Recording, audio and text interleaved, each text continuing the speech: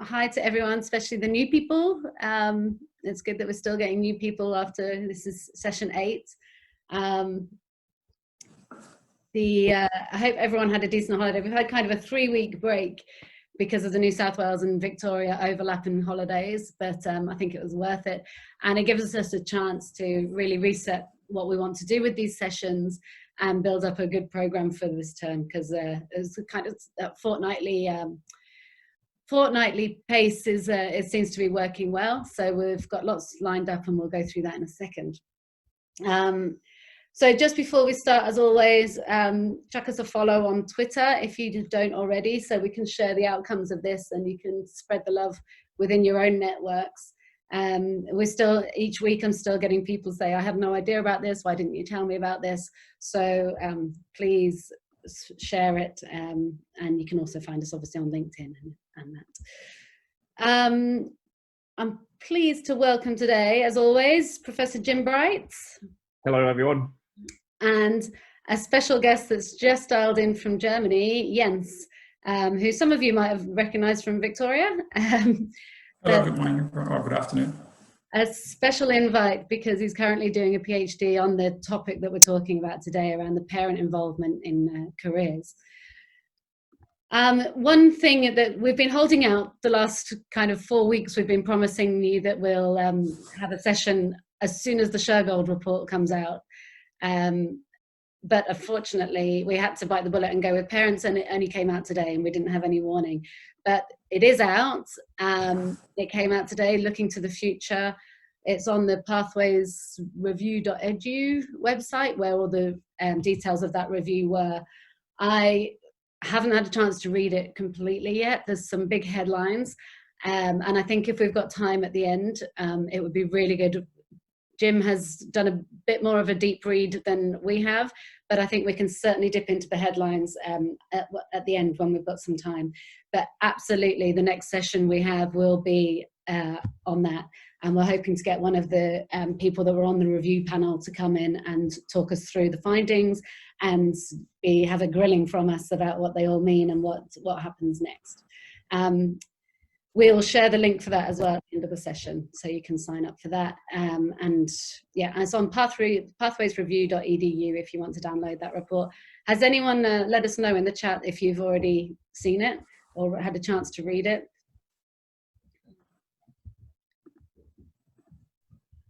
Okay, no, not yet.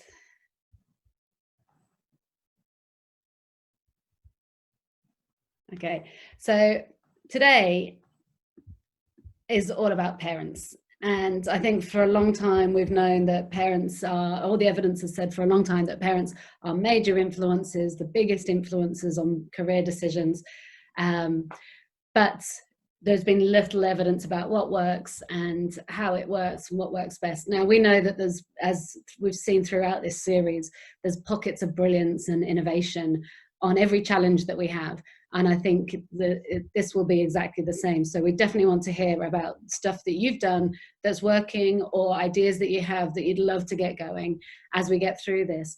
But as I said, in the meantime, when we had this planned, another report came out, which is around the role of parents and carers in providing careers guidance and how they can be better supported. It's an evidence report, which I think was published earlier this week or last week, and came out of the UK, and Seeker have published it here and have an event next week, which I'll just share with you. You can get the links. I'll put the links in the chat to that research paper and to the Seeker event next week, which is a professional learning event, which has Sally Ann Barnes and Jenny Bimrose actually talking through the report next week. So it should be really good. Absolutely. If you haven't heard, Jenny is great and Sally Ann's great. They're really worth going to. So try and get to that if you can. It's not a specific piece of research. They've gathered lots of the existing research. So it's kind of a combination of a research review and a kind of experiential report with interviews and key stakeholder interviews. And I thought some of the headlines, we're not going to dive straight into that. That's what they're doing next week. We're still going to do what we're going to do. But some of the headlines might be useful to frame it. The good news that came out of it is that, you know, they did UK and international research on this to look at what was going on around the world. The good news, parental engagement and involvement was definitely moving up the political agenda across the board. And I think that is in combination with careers education generally moving up the agenda, as everyone panics about global employability of young people. The other good news that they stated that there was a movement towards active engagement, collaboration and communication rather than just information provision being the way we interact with parents. I'm not convinced from what was in there that it definitely wasn't the overwhelming pattern.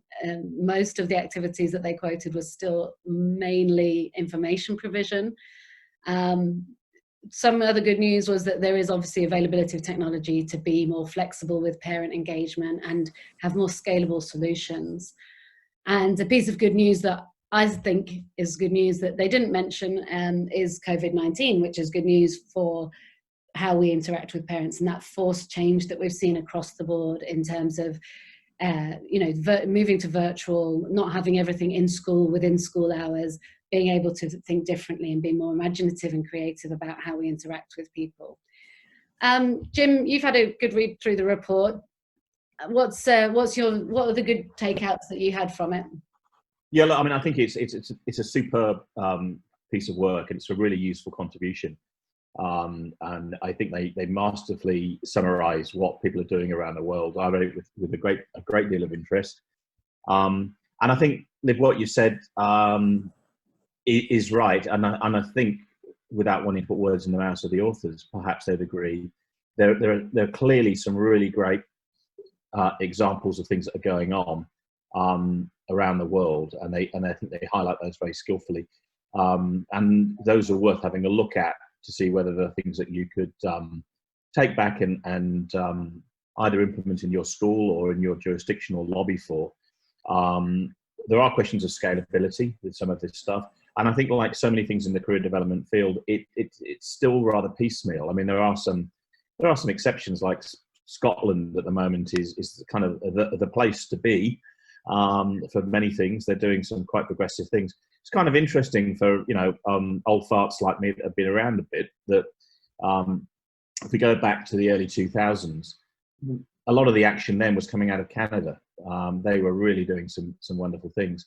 And then in the mid-2000s, Australia really sort of picked up the baton and started doing a lot of things like introducing the standards and developing the Career Industry Council of Australia, indeed, CICA as we call it, the umbrella body for careers people. And there was a lot of activity in that period around about 2003 through to 2008, and things kind of have died away a little bit. So maybe reports like this are going to rejuvenate and sort of revitalise the field in Australia and around the world. More specifically, what are some of the things which I sort of thought about here? And one is, interestingly, I'm not sure how far Jens is into his PhD into parental influence, and I don't want to cut across your supervisors. I get the impression you might have a connection with my good mate Peter McElveen at USQ. That's correct. Yeah, so he'll be kicking me under the table if I start telling you what to do. But I think one of the interesting things I've always thought about in terms of the parent issue, and we did some research on this with Joanne Earle and Sharon Wilkenfeld and Rob Pryor, we published in 2005, is how do you measure parental influence? There's a research question there. Is if you go and ask young people, especially people in senior high school ages, who's influenced your life or your decision making. I think for many, especially those who've got two intact parents or have had a continuity of parenting through guardians or what have you, many will say their parents. Because simply there's a familiarity heuristic at work here, and without getting into cognitive psychology, we tend to like things that we're familiar with, and we tend to rate and we tend to value them more, and we tend to see them as more influential. So clearly, for those people who have got a semi-functional relationship with their parents, they spend more time with their parents than they would do with a teacher, or they would do particularly with the careers teacher, most typically. there's an issue there that you may find that we are overestimating the influence of parents in terms of career decision making, or perhaps the other way to look at it is that if we just ask people what they think, they may be underestimating influences from other sources. That's a bit of a technical point, but I think it's kind of one which is worth it's worth a PhD in, Jens, on that point alone. And in the research that we did years ago, we found, similar to the sorts of things that are being summarised now, that parents are indeed seen as influential in career decision making. We tried to take it one step further, and in a very modest way, and it needs way more work. But in our sample, we had an opportunity to match up expressed career ambitions with occupations the parents are already in. And what we did is we asked people, what do your parents do for a living? And then we classified them into a Holland taxonomy. So we put them into realistic or investigative, artistic or social or enterprising or conventional. You could use any taxonomy, but that one's a popular one. And then we classified the students' choices. And in the sample where we had a big enough sample, we found, for instance, that if students were electing to do something like commerce at university, they were 3 times more likely to have a parent who was actually working in the commerce field. So we thought that was quite exciting. We never did anything with it, particularly, other than left it there hanging, hoping other researchers, Jens, would come along and do something with it. And it suggests an objective influence. It's not simply parents sitting down and saying, oh, you should go and work in the mines, or you should, have you thought about medicine, or have you thought about plumbing, or whatever, but rather just simply watching your parents and what they do seems to be influential, according to the little bit of research that we've done. And there may be some other stuff, and my apologies to researchers if I haven't acknowledged your contribution to this. I think also we thought that could explain, in part, some of the lags in terms of things like women's career aspirations for professional roles, because it's only been really in the last 20 to 30 years that women have started to become significant participants on university campuses, and now to the point where they're the majority, in Australia at least. Consequently, once they get to the point where they have children themselves who are at an age to make decisions, that generation will have a lot more female role models in professional roles than previous generations would have had from female role models, because there was simply far fewer women that went to university. So there's a lag effect there that may be going on. So you might start to see quite significant changes in women's aspirations as a result of that. Perhaps there's another hypothesis. So there's a couple of sort of things there. Another thing that I think the report does really well is identify what you might call the role of the parents in a dyad or triad with the students. In other words, it's a fancy counselling way of saying they tend to focus on how the parent is interacting with their own child in terms of helping them with their careers, right? And one of the things that's interested me for a long time, and we did a pilot study in New South Wales, probably 10 years ago or more now, more than 10 years ago. And the idea was I was inspired at the time by my own children who were then in primary school. So it must be more like 15 years ago. And I noticed that if those kids had trouble with reading, those primary schools would bring in teaching assistants, in other words, parents, to read to the kids and to listen to the kids reading, right? And it suddenly occurred to me, I've been going around training a lot of careers people, and often they would say to me, teachers in schools would say to me, particularly the ones outside of the state system in New South Wales, they would moan that they had a very small fraction allocated on their workload to careers, sometimes as low as 0.2 full-time equivalent.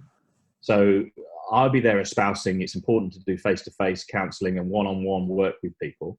And they were saying, yes, Jim, but how could we possibly do this? Because we're not resourced sufficiently. So the idea I had was, why don't we bring in parents, a bit like they do at primary school to help with the reading, to do a sort of very restricted low level of career sort of guidance intervention after a training program. And that's what we did. We had a pilot where we trained these parents up over several weeks, and then we let them loose to have career conversations. We had a big careers information evening in Campbelltown in southwestern Sydney. And the deal was, if you came to the training, you had to have about 10 career conversations with students across the whole body of the school. Now, that is a slightly different model, and I didn't see anything in the report about that kind of using parents as a career resource. So I think when we talk about parents in terms of careers, there's also a big untapped resource in schools, which is the parent body, and that they can be kind of appropriately trained up to act, in a sense, in very specific ways to relieve that burden on the careers people. It's interesting, the authors also talk about some of the downsides of having parents involved in career education, which is that young people might not want to speak so expansively about their ambitions in front of their parents, particularly if they feel their parents may not approve. By having a group of carers or parents, and the term parent is used throughout to include guardians and carers in the report, by having a group of parents who are not necessarily working with their own kids, or in fact specifically precluded from working with their own kids, to some degree you get over this problem. That an adult who's got some minimal training is bearing witness on your career ideas, but it's not son or daughter having to explain themselves away to the parent. So it overcomes that. So that's one thing. That most of the programs around the world, according to my reading, and I've only recently read the report, seem to focus much more on, as Liv was saying, the traditional kind of idea of get the parents clued up on the realities of 21st century career development. That does seem to be overwhelmingly the emphasis in nearly all of the areas. Now, I'm not saying that's not important, but I published a paper in 2008, which was the first 11 shifts we need to make in career development, which is now 12 years ago. And one of those shifts was from informing to informing and transforming. In other words, I believe that we need to make a shift from simply seeing career counselling as no more than information provision, but we actually need to actively transform, so more of a coaching type model, if you will, of career guidance. And I still think we fall back on this idea that there's an implicit assumption that needs to be pulled out there, which is that if people are given sufficient information, they will make good, informed career decisions. And as a psychologist, I can tell you that's simply not true. For a start, we were irrational in that decision making. There are many other complexities in there in terms of our self-efficacy, our self-limiting beliefs, our experiences, how we weigh different parts of evidence. So simply providing people with information is not sufficient. And once again, there's probably a social justice element to this, that those kids who come from high socioeconomic backgrounds, who are privileged backgrounds, who are good readers, who have learned to critically appraise information, are probably better equipped to be able to follow that assumption and to make good decisions based on the information. Whereas kids that have not got such high such strength in that area are probably going to find the information goes over their heads, or they're going to misapply it. So, and to my mind, career counselling, career guidance is way more than simply information provision. Yeah. And that's something I think we're going to come back to in later weeks, or even later today when we talk about the Shergold report. And I think that's something that really needs to be picked up on.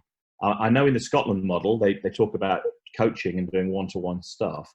But it strikes me still that a lot of that is fairly minimal that goes on. And I think there's a role that we can actually make the parents, within limitations, career coaches within a school, but not necessarily for their own kids. In fact, even preferably not for their own kids. So I think that is an issue. Another thing I felt that came out of this is, and I think there's a real gap in the research here.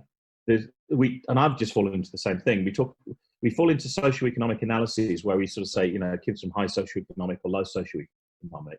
But there's another really important issue, and we tried to tease this one out years ago when we were trying to look at influences in that 2005 paper.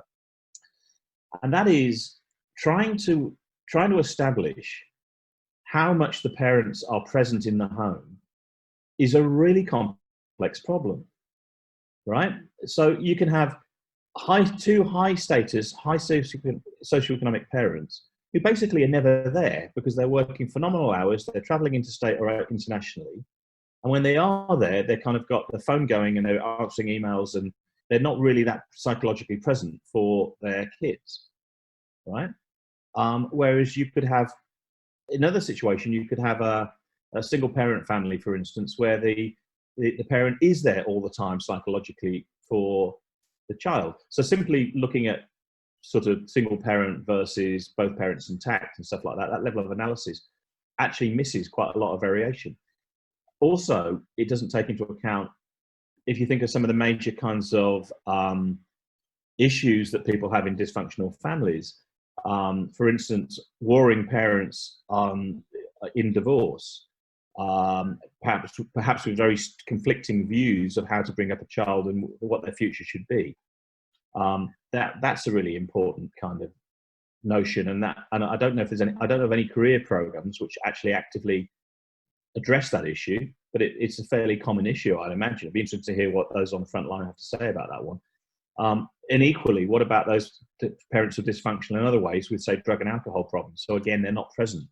And I remember years ago running a career collage exercise in Melbourne, and the students went away and did this as homework and came back and presented them the following weekend or whenever it was.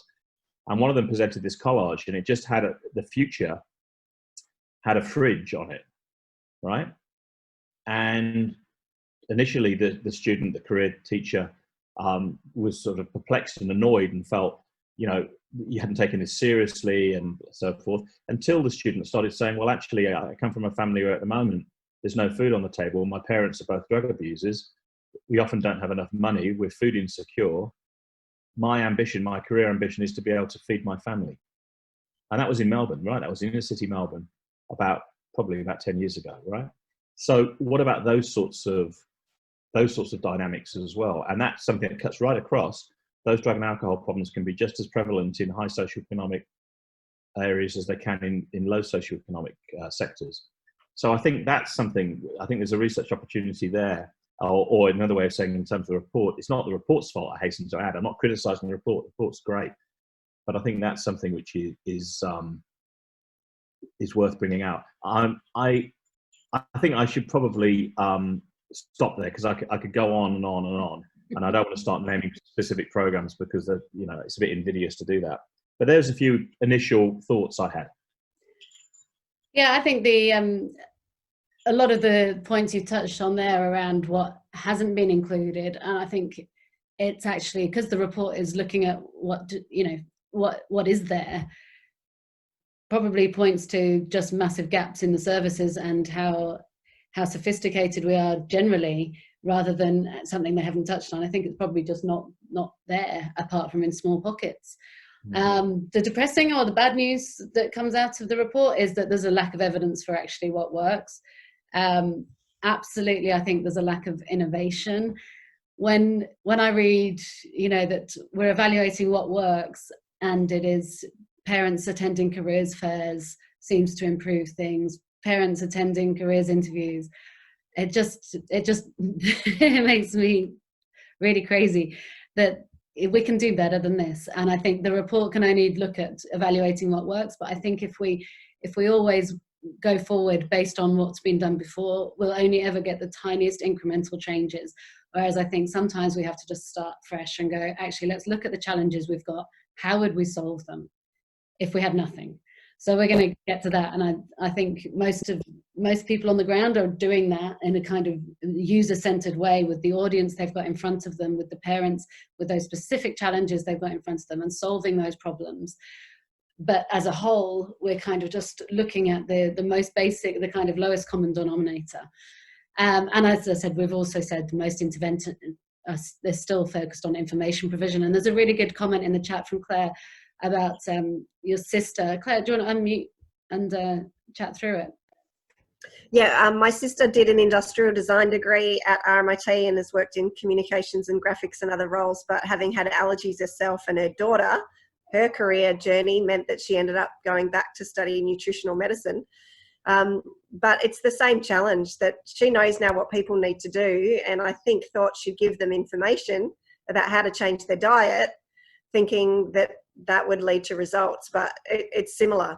that's not actually where the hard work needs to happen, because it's multifaceted and psychological. But I find all this conversation really fascinating, around parental engagement and the research gaps. So maybe that's what we could talk about as well. Are there people studying? Is there funding? Do we start a think tank? How do we keep sharing ideas? I think that's a really good point to throw to Jens, who is talk us through, Jens, having your experience and how you moved into doing your PhD and what your focus is, because you've obviously spotted this as a massive gap. Yeah, that's true. So I used to work in Melbourne. I was leading a careers program at a secondary school called Mount Alexander College. They have a vertical learning structure, which means students from year 7 to 10 can choose subjects based on their liking rather than being forced into subjects. And I really enjoyed working there, and I had a couple of personal experiences which led me to my own PhD research. One was I was working with a young student. She was in year 11. We worked for a year and a half. She was really passionate about chemistry, and she wanted to do chemical engineering. So I helped her to get a placement at Monash, and she really enjoyed that. Came the end of year 12 when she wanted to select her course. Out of nowhere, she changed to nurse. I want to be a childcare educator. She couldn't really explain to me why, but it fitted in really well with her cultural background, being from, so she comes from Africa, which is very, so it's very much the girls look after people. And it was a bit of a shock to me. So I started looking into women and females in work, and I then started to look into STEM professions, because obviously a big underrepresentation of women. So that's how my research got a bit started. But then I kept getting read information about parents and the influence of parents. And I'm a father myself. I have 2 beautiful kids, they're 7 and 5, and I kept reading parents have a big influence. And I thought, well, I'm a trained career professional, but I wouldn't know how to help my 5-year-old son to choose careers and get interested in careers, which then I guess goes in line with the report, because it's what does actually work. So I sat down with my supervisor and we browsed through some ideas. And so what we're not trying to do is we want to understand a bit more about parents and how their own, I guess, level of self-efficacy and math anxiety impacts their relationship with their child and their engagement with the child's learning in math. And then we want to work with parents to develop a resource that parents feel that would help them to engage in a more, I guess, positive fashion with their child to enhance the child's math learning, especially at a young age. So we're looking at children from 3 to 7. And the reason that we're starting early is a couple of things. First of all, math is obviously the first, I guess, STEM subject kids are exposed to in primary school.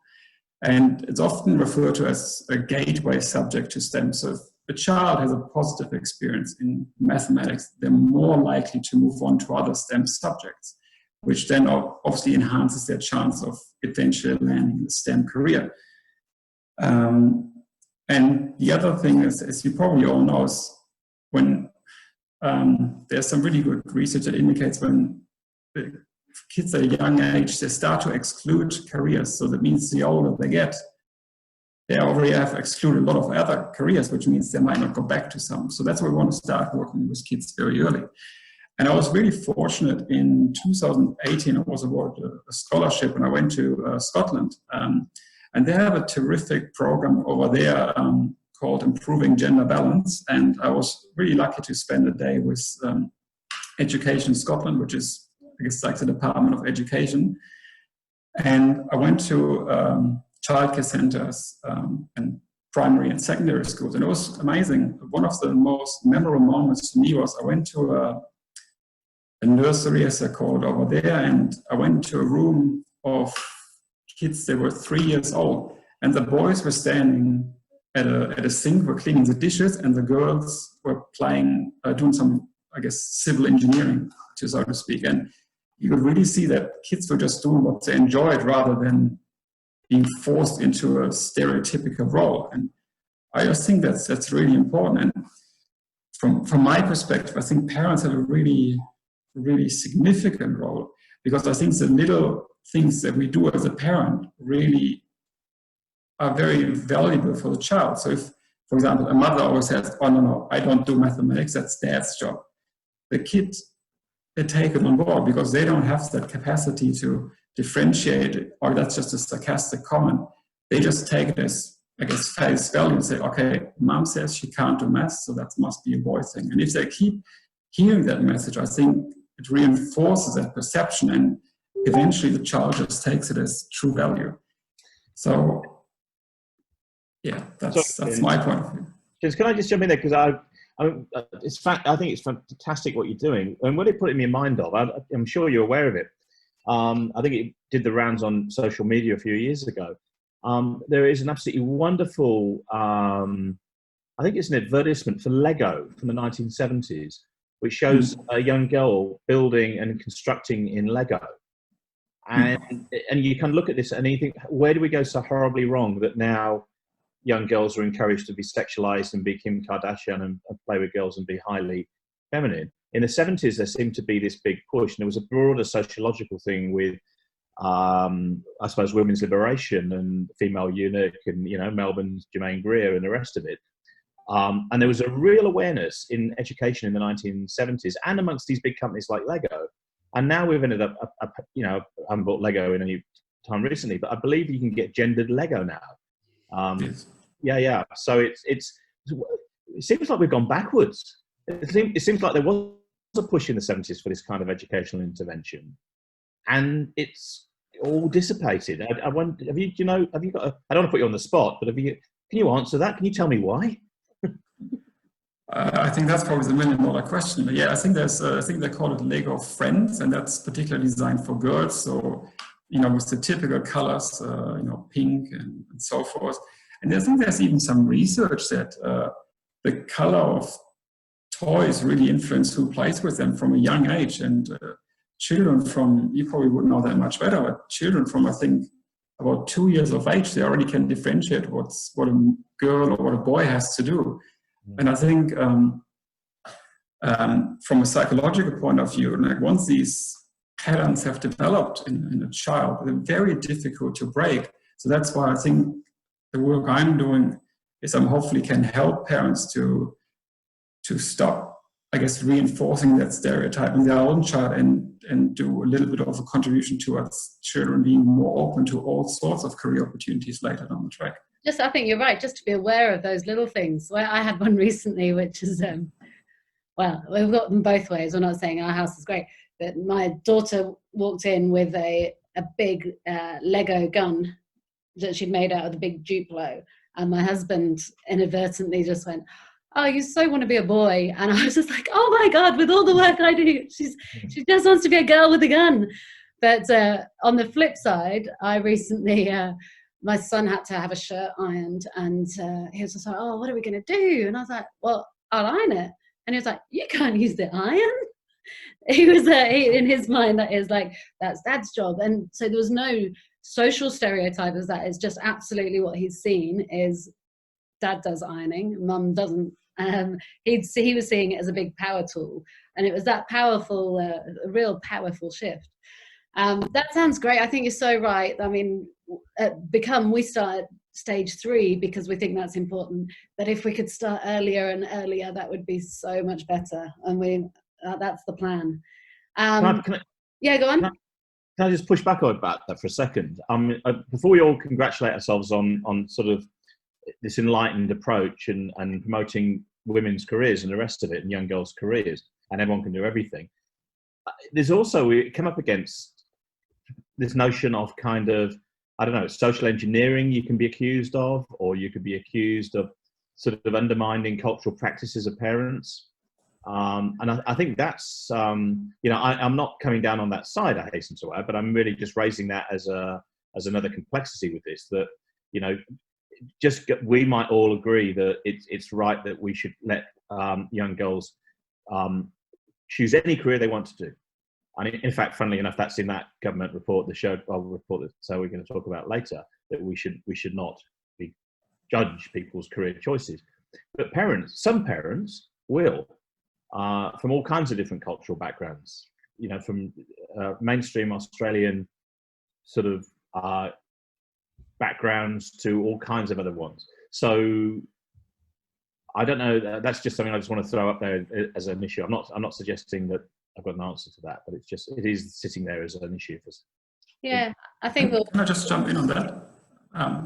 I was very fortunate at the school I worked in Australia. We had a very broad range of socioeconomic backgrounds. So they were very affluent people, but there were also a lot of young people coming from commission housing. You've probably seen it on TV in recent times. In Melbourne, the big apartment blocks that were unlocked on. So a lot of kids came from there. And funnily enough, in Melbourne, there's a lot of infrastructure projects going on. So there's a lot of need for construction workers and civil engineers. And I remember last year when I was working with year 12s, virtually all the boys that were coming from that part of town, every single one of them wanted to be a civil engineer.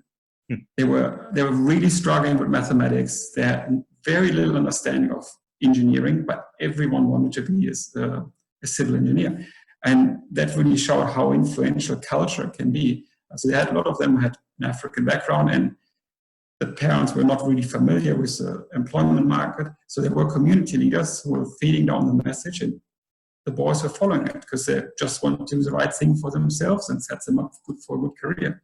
On the other hand, I had international students from Asia, and one young boy from Cambodia. He great musician, loved playing the guitar, and he was really passionate about it. But he came to me and said, "Look, I know that's what I would like to do, but Dad wants me to be I can't remember, but some form of an engineer." I said, "Is that something you have to follow?" I said, "Look, in my culture, what Dad says, that's what you have to do." So I think culture is a very, very important factor to that we need to bear in mind within the topic of parental involvement. Yeah, absolutely. I thought it would be useful. Like, I want to talk about what's worked in each people's environments, what's working, what are the challenges. But one of the things that's I think comes out from that conversation is that parents and the personas we're working with as parents are as varied and as unique in terms of context and background as the students we're working with. And in the paper, I put this together as a useful way. I was going to do a normal distribution with the ideal parent collaborators in the middle, but I don't think it probably works that way. So I thought this might be useful kind of way of graphing and capturing what those different personas are like. One of the first ones they talk, if we look at support and influence as the two axes, one of the things that comes out of the report is that high support and low influence is kind of the ideal parent collaborator. So they call them career aspirants, and that was from Broadbent in 2012. And they classify that as supporting the career path by creating a safe space in which young people can test their ideas, as in low judgment, open, safe environment, anything is possible. Like it's come out in the Shergold review, any pathway is valid and will be supported, and you should explore it for yourself. So lots of self-efficacy and lots of encouragement to follow your path and fail fast almost for yourself. So that's classified as high support and low influence. And open, but I think from our philosophy, and when we're talking about sustainable skills for navigating a lifetime of learning and course adjustments, I think that's where we need to be. It's high and it promotes a lot of student agency and an open conversation with the high support network. There's no names for the other ones, but I think it's worth doing to actually pull out these personas. So if we look at, and please feel free to unmute and jump in because you'll have lots of ideas. I've just thrown out the broad things that came out of the report and my own experiences.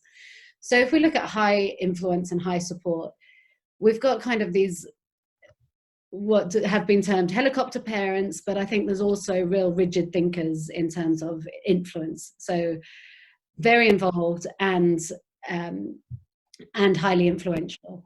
So I don't think this is one single persona. I think there's lots of different ones in here.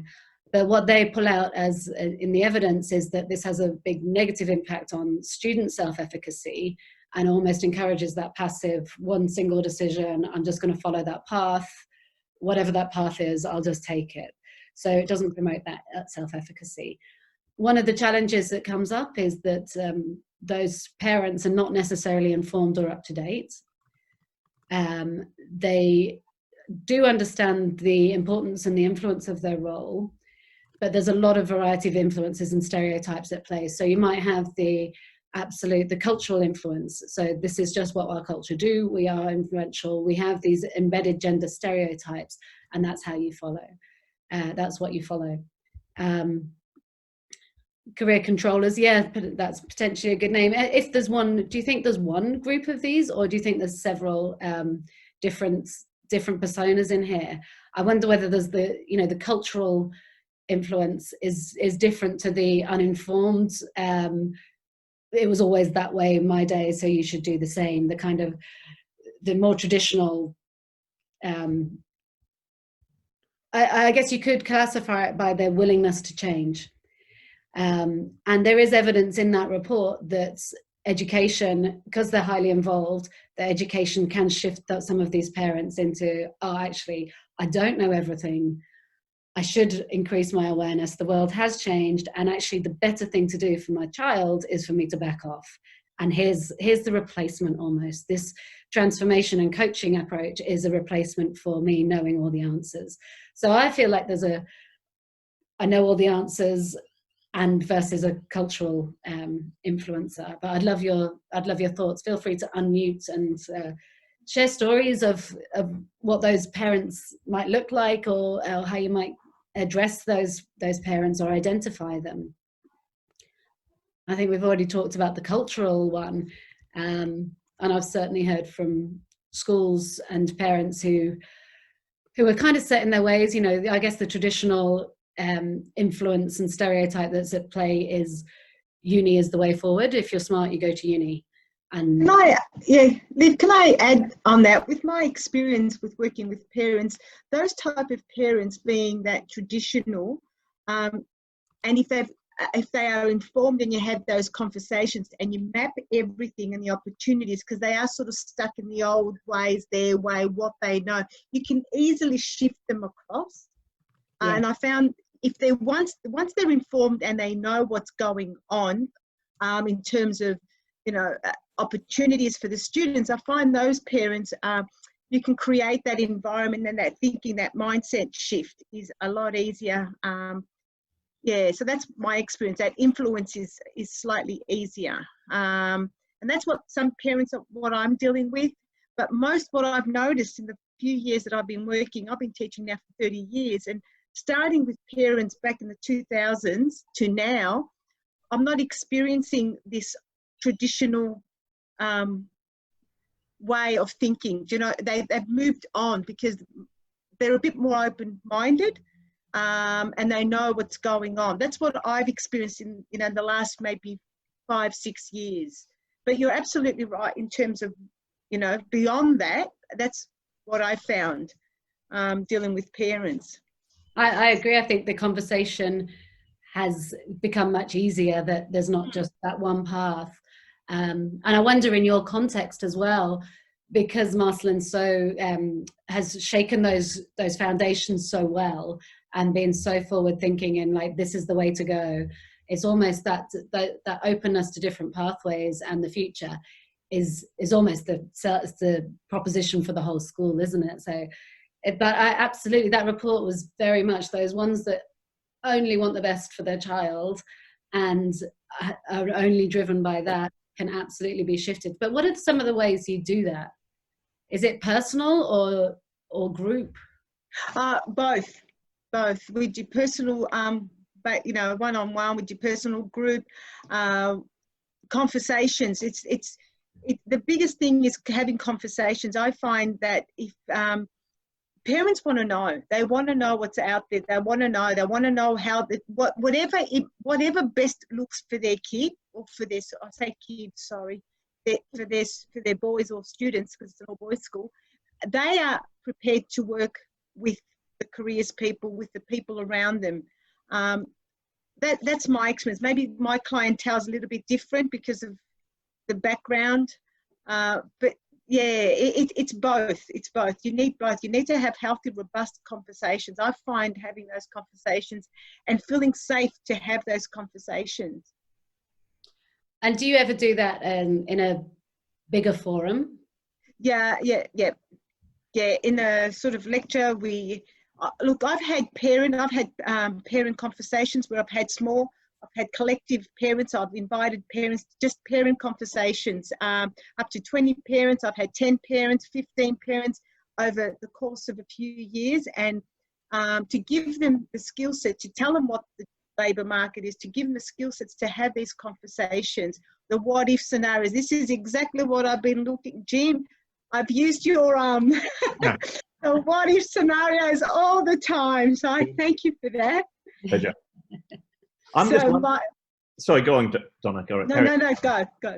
I was thinking, if I was a parent to a 16, 17-year-old now, surely in Australia, you would give, the only advice you would give, and it would be stern and it would be uncompromising, and that is, whatever you do, get yourself a job in the public service.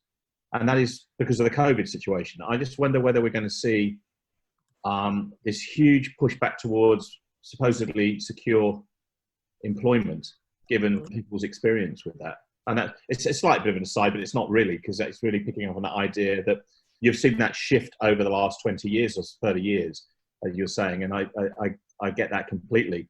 But I wonder how much things like these kind of events can flip that into parents getting rigid out of the best intentions. You know, they want the best for their kids. And whereas the best may have been get yourself a high-flying job in Collins Street in banking, it may now be get yourself a good job as a teacher, or get yourself a job as a nurse, or get a job in the public service somewhere, because they're the ones who carry on getting paid through a crisis. I don't know. I think Sam McFetridge was saying that a couple of weeks ago, that she's seeing increasingly that a massive surge in interest in healthcare, and increasingly that people are talking like success is getting a job for that generation, particularly in the short term. So I think there will be a big shift around that.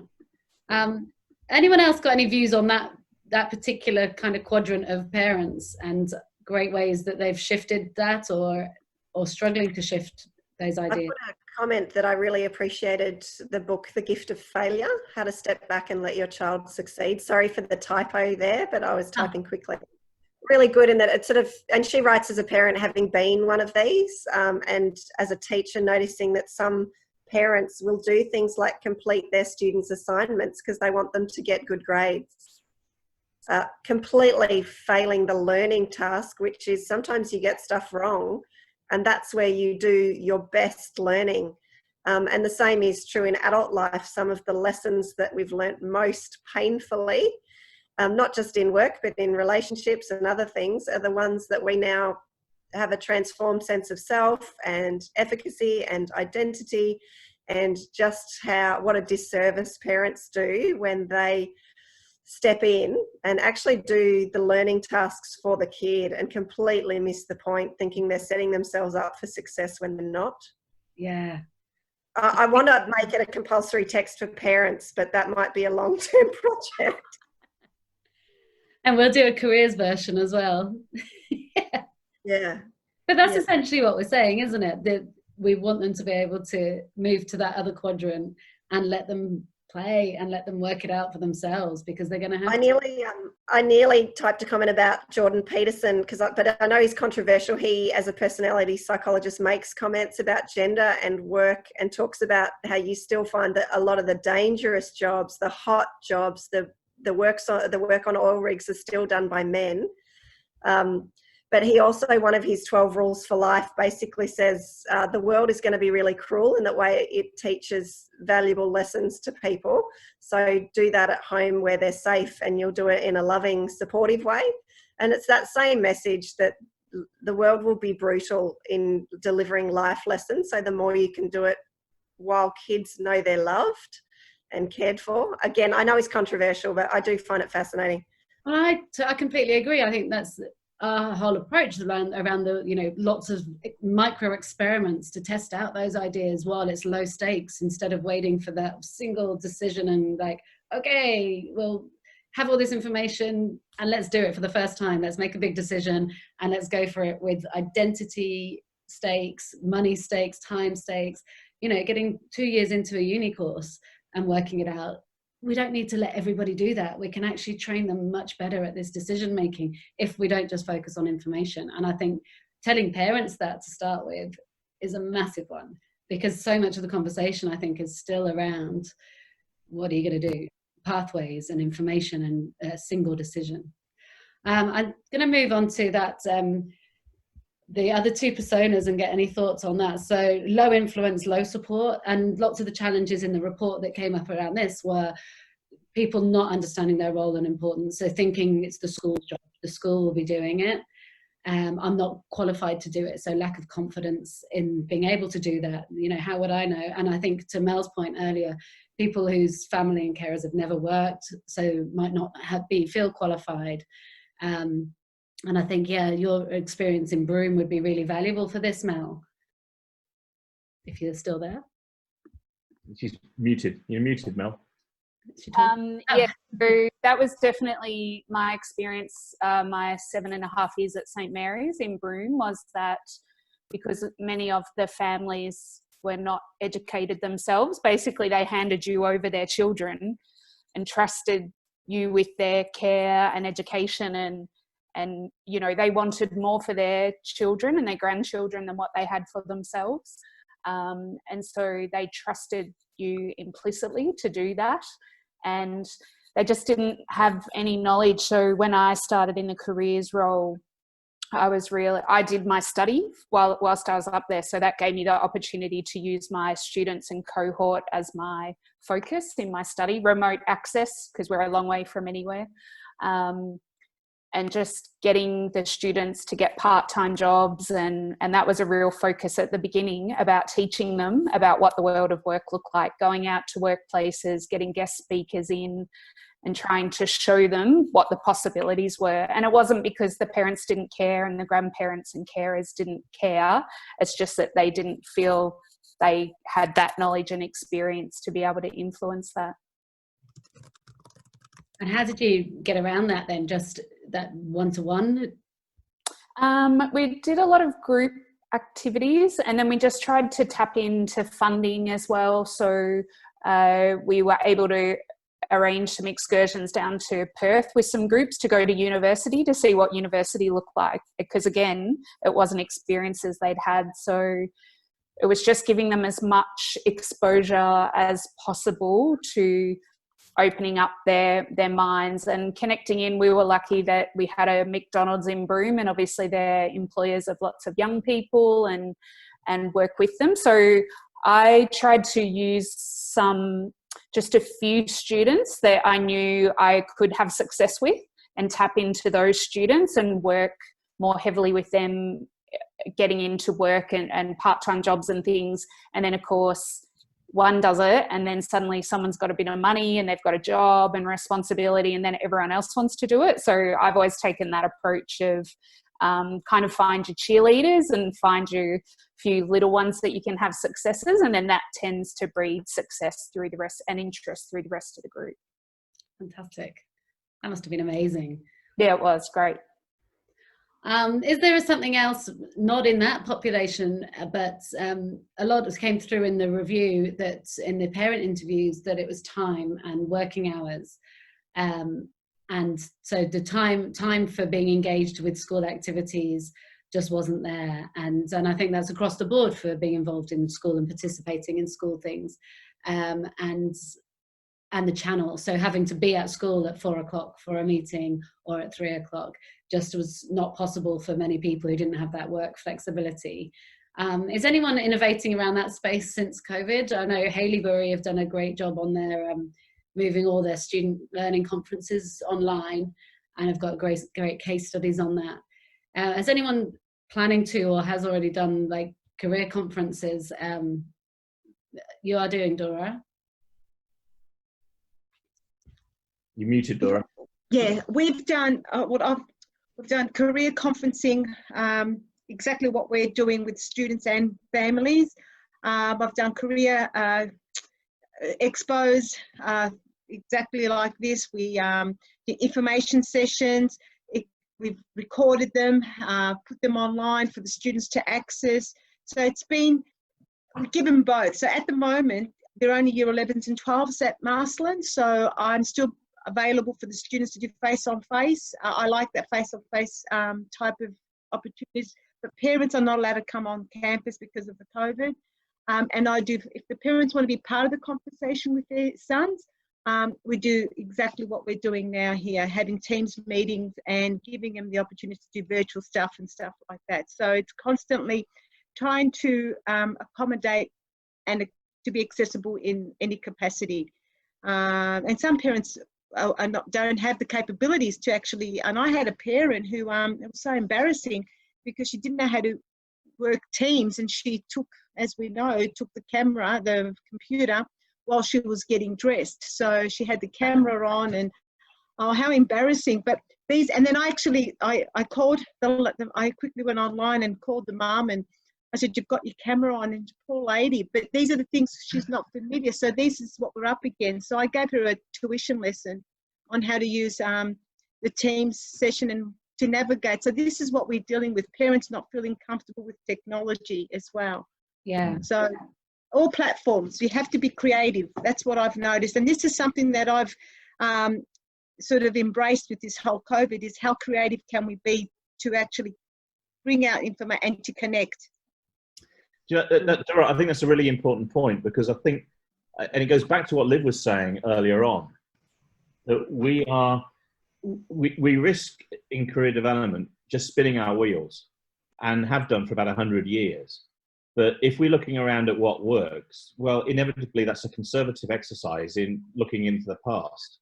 And as Liv says, it's not looking into experiments, it's not looking into being creative. And there's a real danger in that, and I know where it comes from. It comes from, you know, government ministers who are loath to want to put money into something unless it's shown to work. And you can understand the constraints that they're under, and they're answerable to the public ultimately. So you get this built-in conservatism, and you know, things don't change very much, if at all. And you know, has career development, career education actually changed in any meaningful way since the 1970s? Other than the fact that the information that was in the careers advisor's head is now on a website. Has there been any other innovation? It looks like Maggie's got something to say down the bottom there. You're muted, Maggie. Jim, the biggest problem I find actually with having career conversations actually online is that it's only as good as the technology. And if there's any problems with bandwidth and all those sort of things, it just literally undermines the whole process. And I know this is possibly a little bit to do with the future, and it's what we have to deal with at the moment. But can I say, if it works, it works. But like, if there's even a slight glitch there, like, it just falls over really quickly. Can I also, I agree with Maggie. I always ask my students to turn on the camera, because I read social cues, and if you don't have that, and if it's just face, no screen, no person, you can't read. You've got to sort of hear by their tone. Are they concerned? So that's part I struggle with, and I agree with you, Maggie. If it's not there, those social cues, you're not going to read those. You're not going to get that. You know, that sixth sense, if you want to call it. That's exactly right, because like, the first thing you do if you haven't got bandwidth is that you have to turn the cameras off and all those, like, so it just, yeah, and then like you said, you're losing that actual whole sort of interpersonal sort of thing as well. So I just want to go back to something that Liv was saying about that notion of creating the safe environment for kids to be able to fail and to do stuff. And it just really struck me that what's the role of the careers advisor in this? Is the careers advisor, do they have the resources to create that environment, to have that ongoing, regular, even light touch interaction with any particular student? Because very often the model seems to be, to paraphrase Cole McGowan from 1996, is that it's only delivered reactively at times of supposed key decision points like subject selection or something similar. So it's not this developmental process of sort of, why don't you try that, see what happens, okay, that didn't work, do something else. And it just strikes me that, and I'm kind of got one eye on this Shergold report that's come out as well. Is there any, the system doesn't seem to have the capacity to allow that kind of behaviour. We all seem to think it's a good idea, and we think parents should be doing it. But what about in schools? I mean, in schools they do this in other subjects, don't they? They do this in maths and English and things like that. There's an ongoing relationship. And bringing it back to parents and specifically,